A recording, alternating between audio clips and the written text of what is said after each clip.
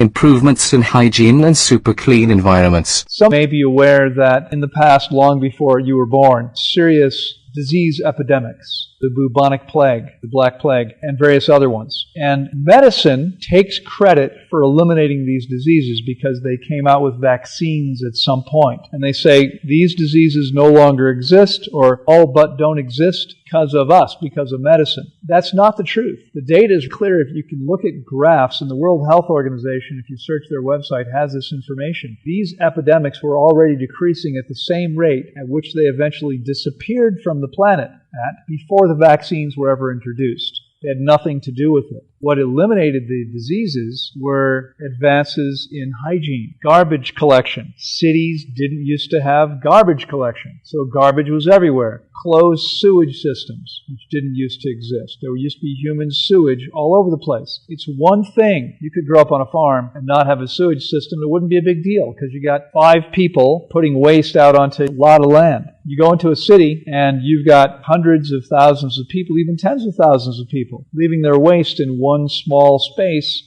You've got a problem. And the third thing that shifted, which surprises a lot of people, is zoning laws. Zoning laws prohibited people from living in industrial places, which is what used to happen. Factories used to house their workers because their workers couldn't afford housing because they were paid so poorly. So people that worked in factories got room and board, lived in little tiny apartments. But they were living in an industrial site where the air was polluted and the water was often polluted, etc., etc. So these changes are what actually eliminated disease. As a natural offshoot of that, people thought, we need to make sure that everything is clean all the time. But I've been teaching now for more than 2 decades that this insistence on everything being completely clean and free of bacteria is harmful to us. I wasn't even aware that the soaps and the products harm us. I wasn't thinking about that. I was thinking about the fact that a healthy immune system needs to encounter pathogens in the daily course of life. That's how it develops and becomes strong and is able to protect us. It needs to be able to protect itself. When we keep ourselves free of these things, and then we eventually encounter them, the body goes,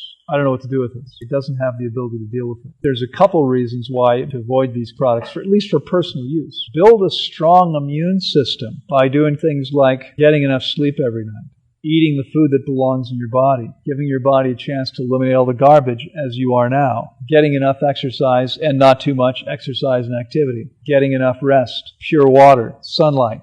Meet the body's needs for these things and you maximize the strength of the immune system.